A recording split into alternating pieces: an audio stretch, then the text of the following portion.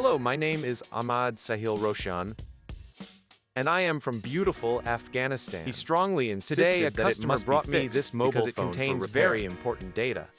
We agreed on $200 for the repair. I bought another phone that was SIM-locked for $100 and replaced the damaged phone's motherboard with the one from the SIM-locked phone. This way, I made a $100 profit. It might surprise you that you can earn $100 from repairing just one phone.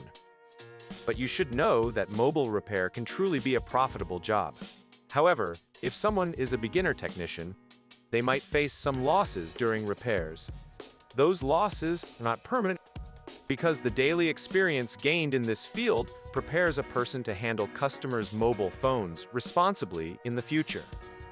If you have a job that you are not satisfied with, I suggest learning mobile repair. If you found this helpful, please support me by subscribing to my new YouTube channel. Thank you.